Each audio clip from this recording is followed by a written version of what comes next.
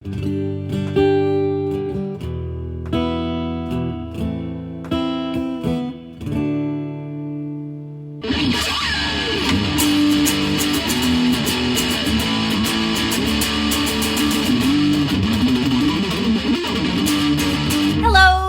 Talking Podcast. I'm JJ Starr. And I'm Downtown Andy. Welcome.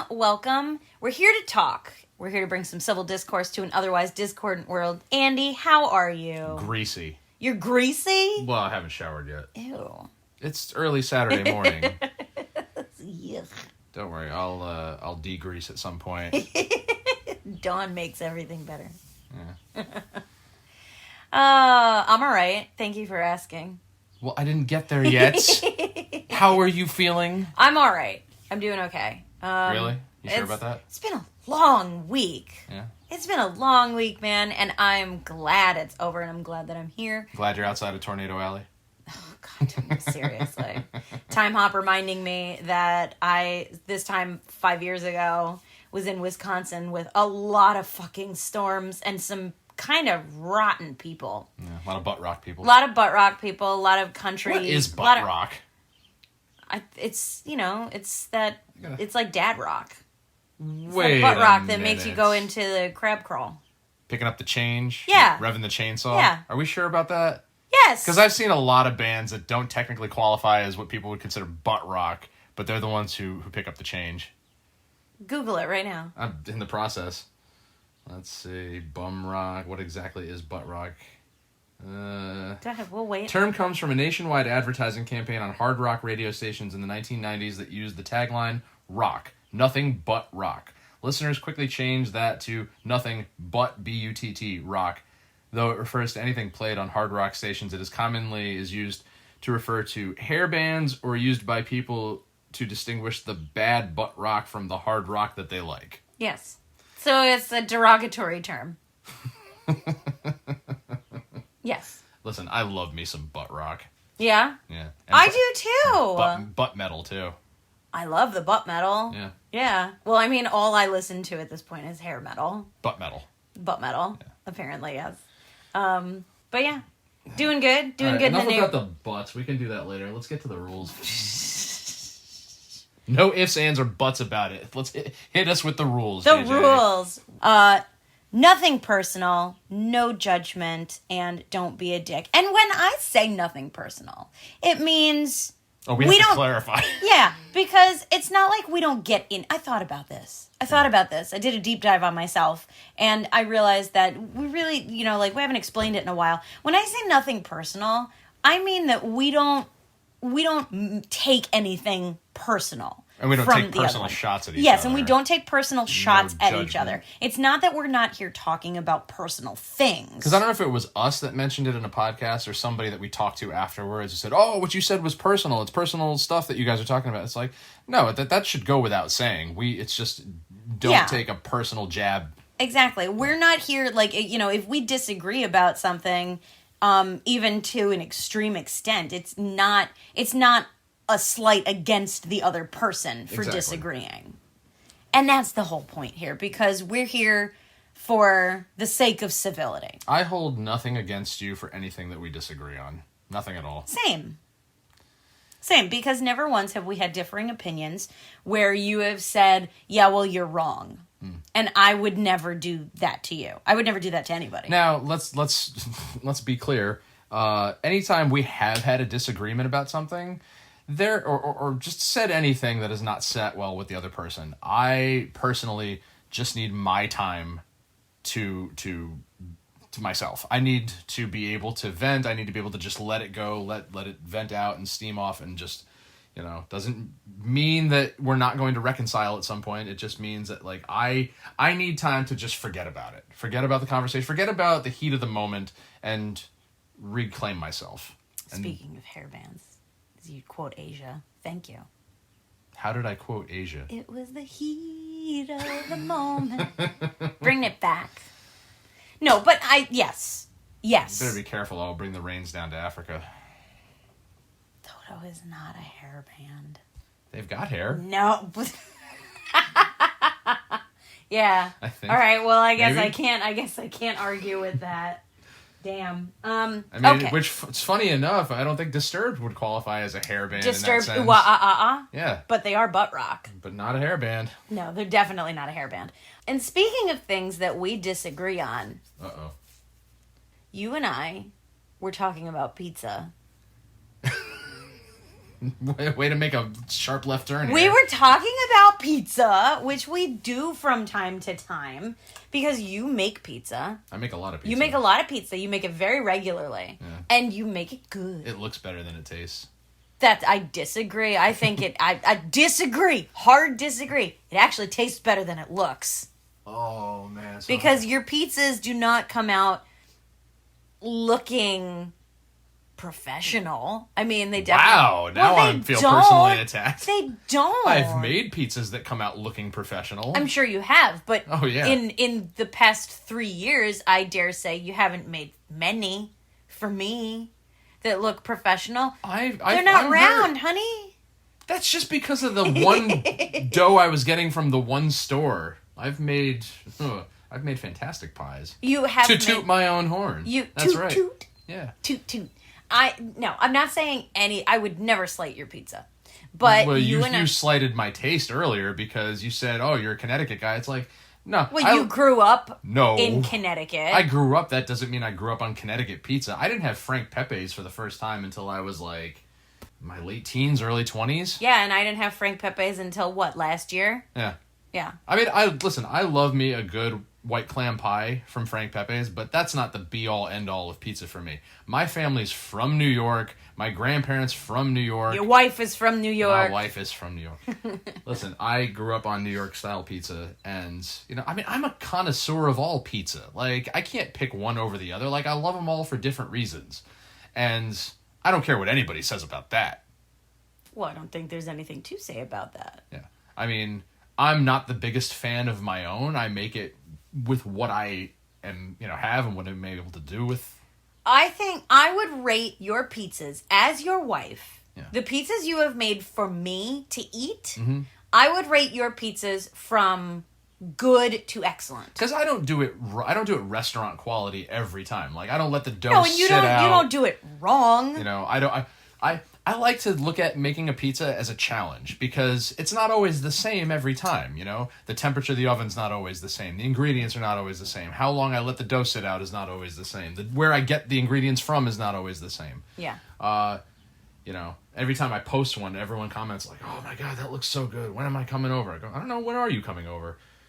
I've always enjoyed making food for people because that's what my grandfather did. Yeah. And I sorely miss his pizza. He didn't teach me how to make it his way before he passed. And I maintain to this day that no one has ever made a pizza for me like his. Doesn't taste the same, doesn't look the same. And like I was telling you before we started recording, he came to visit one time when I was in like first or second grade, got me off the bus. I had no idea they were even coming to visit. And he had either brought it with him or he made it while he was there. And I'm like, wow. And I will never forget that. Yeah. I loved his pizza so much. And I sorely regret my grandparents not teaching me how they cooked before they left us. No one in my family made pizza. Not in my lifetime. And I grew up with, we had Danny's Pizza, like I told you. We had Danny's Pizza right at the end of the street. So we would walk there. Typically, we would walk there for a slice. Every once in a while, we would order a pizza, and we would either get it delivered or we would, go pick it up and everything. But for the most part, my experience with pizza when I was growing up was in the summer, we would walk to Danny's to get a slice. And prepare yourself, am not a fan. Okay. I did not grow up liking pizza. Okay. Period. Whenever there was like the day, I know, right? Ooh. That day in elementary school, when you would I don't know if your school did this, but like in our school, I think go to one of the local places. And No. We didn't always go and eat lunch in the cafeteria. Okay. There were grades at which you did not do that. You would just eat lunch in the classroom. Yeah. And But there was like one day a year where it's like, there's pizza. And it's a cafeteria pizza. Well, yeah, our that square cafeteria used to do pizza. Elio's most of the time. I mean, it's not Elio's, but it's like Elio's. Yeah. But we would be like, hey, we're going. And it's like, and I was that geek with the brown paper bag or the lunchbox and everything. Like, I don't want to eat this. So... don't take my $1.43 from me. I don't want to eat this. School lunch was that cheap. I do not want to eat this. Yeah. So I didn't. And when I got all through high school, I really didn't eat it. Now, I enjoy Elio's. Isn't there still some in the freezer right now? There's one piece in the freezer. That's been sitting there for so long. Well, maybe I'll have it later. Yeah. But like... Sadie, go preheat the oven. I grew up really not liking pizza that much. And as a New Yorker, I'm sure I will be shunned to say that when I did have a slice, I would have like half a slice and I would douse it in Parmesan cheese and then I would cut it into little pieces and I would eat it like that. Rule number 1, no judgment. Thank you. You're welcome. But I did not grow up liking pizza. I ate pizza, but I was never like, oh man, this is so good, or oh, this is crappy. I'm like, pizza is sort of pizza to me. At that point, I was like, whatever. And then I can tell you exactly when I changed, when I made the crossover. You're making her mouth water. Yeah, well, we're talking about cheese. I moved into my last apartment in the Capital Region before moving downstate again. And I was dead sick. I had a massive respiratory infection. And I got my mother sick.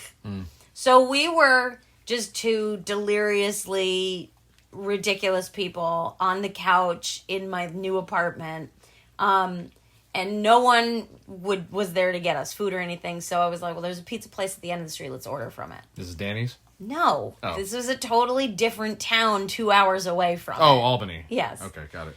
So we ordered a pizza. We got it delivered. And it was good. Yeah? It was good pizza. Like, it was doughy, which I like. It was doughy. It was, it wasn't too sweet. And I really liked it. And that's at the age of 20. Oh my God. I was 22, 23 was the first time I enjoyed pizza. Wow. Yeah. That's not the crazy. first time I had pizza, obviously, but the first it. time I really enjoyed a pizza. Listen, that is one of the joys of growing up an Italian kid. Just pizza was just always around. Like, I have so many wonderful pizza stories, pizza memories. Like, I don't care what anybody says. Like, we had Elio's on Fridays at school. One Friday out of every month, I think they used to get it from George's Pizza in town, which turned into Tambasio's, which is owned by the same people who own My Place, the home of the famous My Pie, which I didn't enjoy until I was older because it's got broccoli and eggplant and all sorts of weird shit on it. Ew.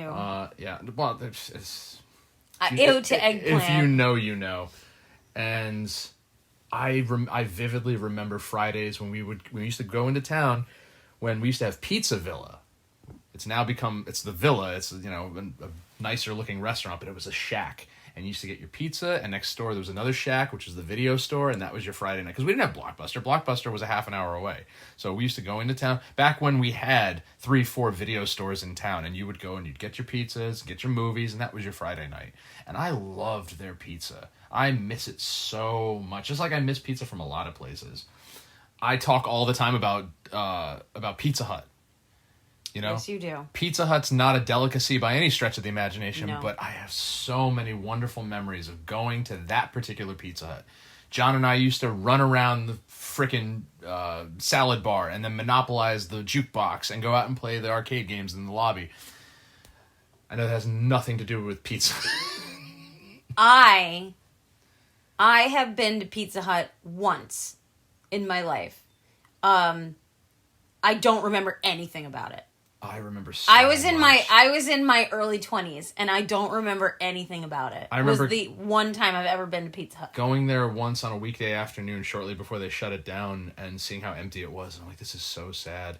And when they said they were they're tearing it down, I'm like, man, I would have loved to get some of the artwork that was on the wall. artwork. They had a pizza dartboard. They had a picture of King Kong climbing the Empire State Building with a pizza at the top of it. Like, and I mean, the pizza, it wasn't like it was bad food. It's not like it was going to make you sick or anything, but it's something to associate with that experience. And I mean, I love the breadsticks too. Now there was a place in Sherbrooke, New York, that I think my parents discovered. It was called Pizza Pizzazz. And it was next to the Chinese place that used to be down the street from us, and then they moved, so we continued to drive, 20 minutes to get our Chinese food from the same people because we knew that it was going to be good. But this pizza place that was in this little, barn plaza, and this pizza place, and, they're just like, let's get that. Oh, you haven't lived yet, and everything kind of a thing. And I'm like, well, it's pizza, so it's whatever to me. And they had little personal pan pizzas. Now, when I tell you that they're personal pan pizzas, I don't know what springs to mind when people hear that. Because, to me, this was the first time I ever had something called a personal pan pizza. It's what Pizza Hut raved about forever. But I don't know what that means to people. What this was essentially, it was about the size of a salad plate. Yeah. And it was as deep as a bread bowl. This was mostly bread with some pizza toppings inside of it. So it was like Chicago deep dish. No. No? Because it was mostly bread. See, now, I had Chicago deep dish back in 2010 for the first time. Which is not technically pizza. It was like cake. It was like a big, 3-4 inch deep loaf of cornbread with pizza toppings on top. Yeah. And I ordered a small, which was like the size of a dinner plate, and one slice was enough to fill you up. This was so good, though, because... That was at Geno's. Geno's supposed to be, renowned. I've got my... When it comes to pizza, I prefer bready, doughy, soft, chewy pizza, which is why... Brace yourself again. I am too, if I'm in the mood, just... In 2000... Oh, God. This was early 2014. It must have been. Either December 2013 or early January 2014, because I was on the cusp of my 30th birthday. Mm-hmm. I had Domino's for the first time. You held off that long, huh? And let me tell you... I fucking loved it. You know what's funny is that people were outraged when they heard Domino's was coming into town here. They thought it was the worst thing ever. I thought it was great because then after that experience, because I was at a friend's house in Poughkeepsie, and I had Domino's for the first time, and I was like, this is good. It was bread and salt, and it was just like, yeah. Yeah, that's what it's meant to do. Get you addicted. I'm like, yeah. So it's garbage food. Well, I mean, I don't deny that. I'm not sitting here saying that it's the greatest thing ever. I'm like, listen, I'm just like, Domino's when it comes to the type of pizza I want to eat, they nailed it. We're disagreeing. They nailed it. Domino's is for when you don't feel like cooking and you don't feel like going out and you just want to hurt. It's the sadomasochism of pizza. You've got McDonald's, you've got Taco Bell, and you've got Domino's. Those are the three things that you get to hurt yourself. When you don't feel like doing anything else, and you prepare yourself for what is going to happen to your body. Let's talk about some things that people disagree on, okay? I'm sure the same was the case where you grew up. Places to get pizza that people disagree on. Because when Pizza Villa closed, okay, everyone raved about all the mom-and-pop places like Carmenuccio's, Franco's. Back in the day, we had Italian Pavilion. Down the street from our house, we had Adriana's. What are the other places to go? My Place. Okay. Not a sponsor. So absolutely a sponsor. Plenty of places in your town to get pizza. But everybody would always be like, no, this is the best. No, that's the best. No, you should go here, go there, go there. I love them all. Okay? Absolutely love them all. They all did things differently. But who made a crappy pizza?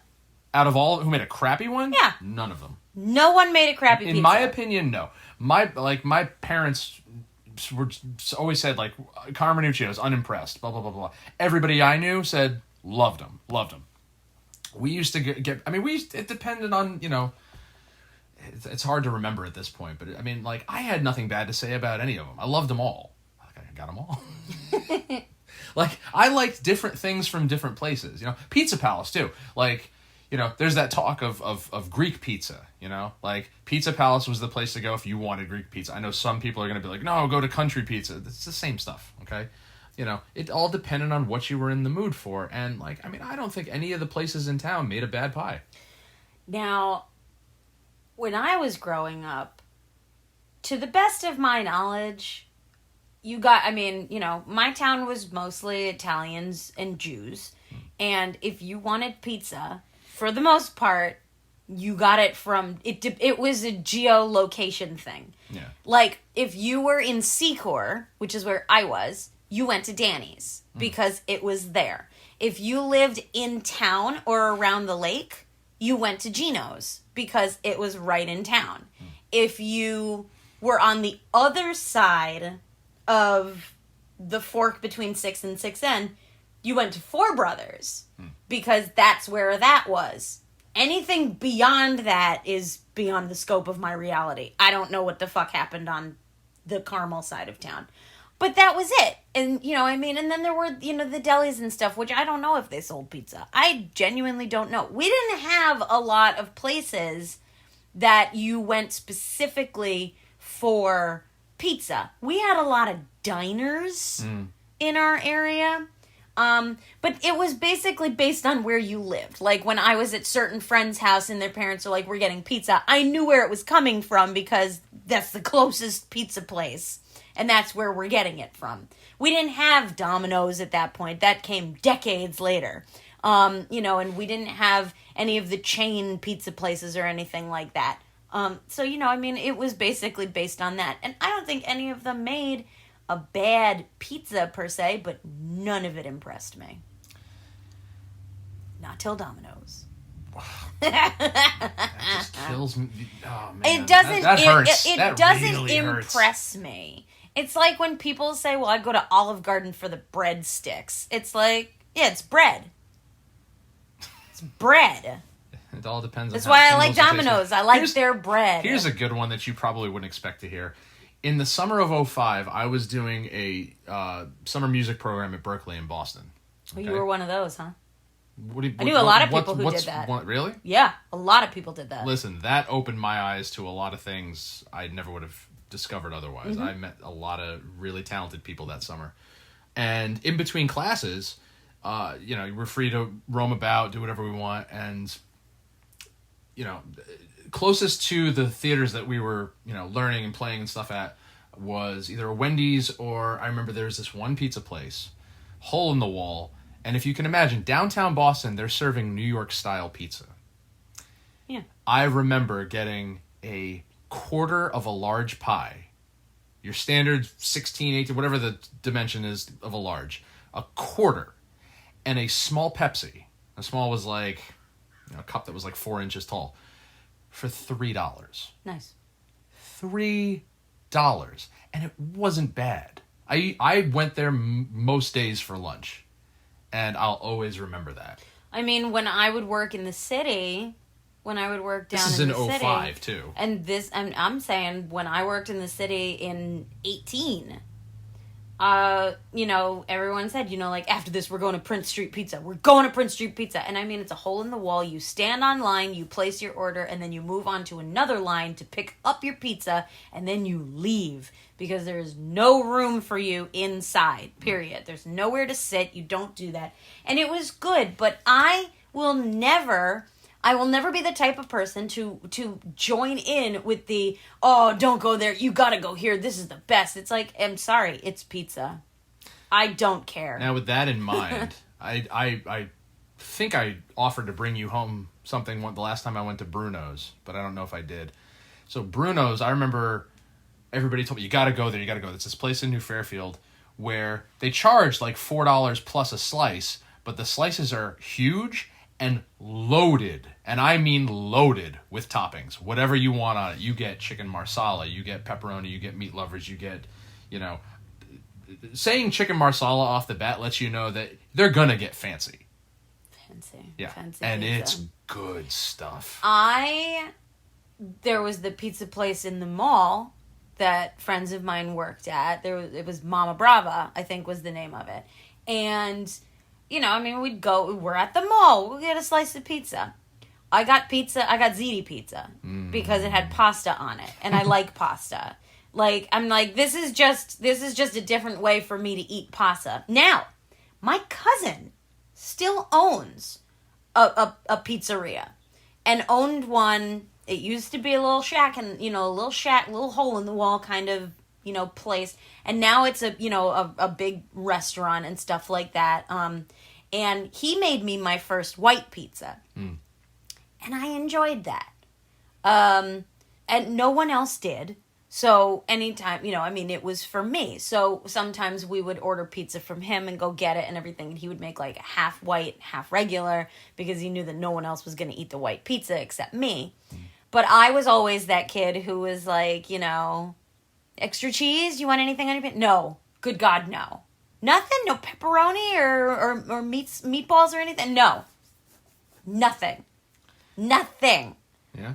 I wanted nothing on my pizza. Nope. In the summer of 2009, when I was trying to get healthy and dare I say, go vegetarian, one of my go-tos was to get a salad pie from my place, which was just the crust with olive oil and then just all salad toppings. No cheese, nothing. Lettuce, olives, tomato, like the whole nine. Yeah. And then a side of like house Italian dressing. And that was good. But let's face it, that is just a different way to eat salad. It was just like getting a salad. Yeah, that's just a different way of eating salad, yeah. But for that time, it was just so good. And honestly, this whole episode has really just turned into a giant plug fest, which is fine by me because, again, all the places I've mentioned, barring, Domino's and other chains, like, nobody makes a bad pie. Not in my opinion, no. I mean, now that we're at this point, let's talk. You were just talking about what you liked on it and what you didn't like. Yeah. What is your go-to? What is your go-to for toppings? So now that I have, now that I'm more worldly and in my old age, I do, when I'm going to get a pizza, there are things that I do enjoy on it. I enjoy chicken on a pizza very much. I like pasta on a pizza, which is just a big old carb fest, but that's me. I like ground beef on a pizza. The novelty pizzas out there, like the chicken bacon ranch and the cheeseburger pizza and stuff like that. Truffle fries. That's a good pizza. Hi, Greca. That's a very good pizza. It was. That was a good cherry pizza. Peppers too. Because I remember, we got a pizza and we got truffle fries, and then we're like, "Oh man, put the fries on the pizza. That's fantastic!" And then saw that they actually made that. Yeah. And it's like, holy shit! Now we need to get this all the time. See, one of my favorite things has always been when you go to a place to sit down to eat pizza, and they've got all the condiments, or what the spices and stuff sitting there. Yeah. And when we were kids, or at least I used to just dump this stuff, like, not thinking, because I'm like, oh, this is fun, making it colorful. I'm like, oh, God, I put way too much garlic, put way too much salt. But I actually really like that. I like taking, as much as I love topping pizzas and stuff like that, I love taking a cheese pie and then taking the oregano and the garlic powder and the Parmesan and all that and just, seasoning it lightly and giving it color. Yeah. I've always had very simple tastes though. Like I'm not, red pepper. See, I don't like that. I don't like the spicy. So Making it like intolerable, that's one thing. No, but that's just it. Like a lot of pepper, and you put a bell pepper on anything and I won't go. I don't want anything to do with it. It doesn't matter what it is. I want nothing to do with it if you put a bell pepper anywhere near it. Which is funny because early in my life, I couldn't stand peppers and onions or anything like that. Now, the smell of sauteed peppers and onions that'll get me from anywhere. So disgusting. I can smell it in the morning sometimes when I'm so at gross work. to me. Not onions, just the peppers. Onions, I don't like big chunks of onion, period. Yeah. But even that is sort of, my tastes have changed. I like fried onions at this point. I do enjoy them. But like grilled onions and red onions, like absolutely no thank you.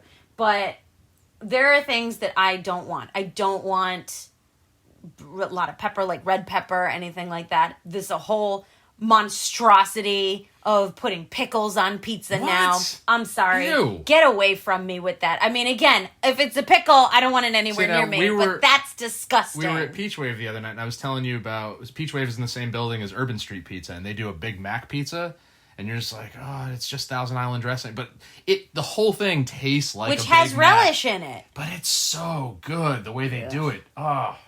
I mean, I don't want to eat a Big Mac anyway. I don't like stuff on my cheeseburgers. So why would I want that shit on a pizza? Some people like it. Blech. Some people like that kind of stuff. I mean, you know, I one of my favorite go-tos, and actually I did this, I think during your surgery. There was one night where we were home and just, I think it was a Friday night, we were watching TV, and I'm like, you know, I could really go for a barbecue chicken pizza. Yes. Because Italian Pavilion used to make that. That was a lot of my Friday nights when I wasn't allowed to go out.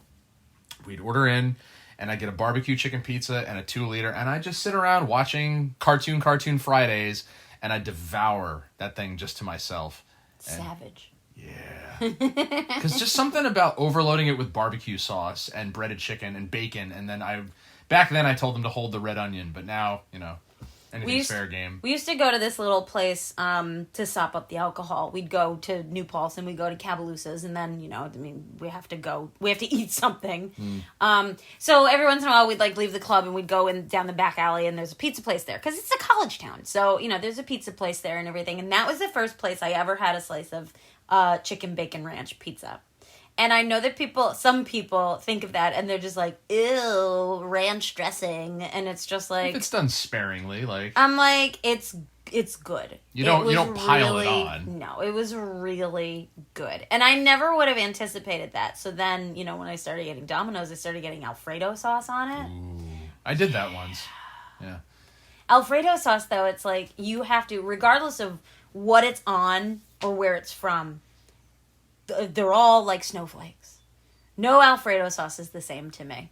And there are some that are just bad. And there are some that are just good. Let me tell you about some Alfredo I had. This place... On a pizza? What was it, Mario's? Yeah, Mario's in Westport. Right by the train station. I think he passed, and that's when they closed down the restaurant. But he made it homemade. Best Alfredo sauce I've ever had. I brought jars home. Really? Oh, yeah, it was that good. Ooh. Because no Ragu, no Prego, no store brand, none of that stuff none will of them ever. are good. He made it. We were visiting a friend in Westport, and for some reason I felt like getting the chicken Alfredo, and it was good enough to the point where I'm like, I need to take this home. You need to bring me a couple of jars to take home. And I was bummed when they shut it down, because I'm like, I'm never going to be able to have that again. Yeah. You know, just like how a lot of my favorite restaurants, not in business anymore, can't go and have that experience again. I was thinking about this when we were talking before. Coliseo's here in town used to make a great buffalo chicken pizza, because there's no red sauce on it. It's just buffalo sauce, breaded chicken, no cheese, red sauce. No, well, sometimes they would, unless you told them to just do the buffalo sauce. Okay. But it was just when you asked for it, it was just the buffalo sauce, chicken, cheese on a olive oil crust, and the ends of the crust was nice and puffy, and it was so good. And then, I don't know if they changed owners or whatever, but they changed the menu, and then it went from that to a, like, cracker thin crust. No. The chicken got infinitely smaller. They started putting blue cheese crumbles, and it wasn't the same pie, you know? It wasn't the same as it was, and that cracker crust pisses me off. Yeah. I don't understand why people want that. I don't. Is that a Connecticut thing? I mean, again, like, it has to be if you're in the mood for it, you know? Like, I have experienced the Great British Bake Off and watching these people make a pizza, and Paul Hollywood himself said, the end of the pizza is supposed to flop over.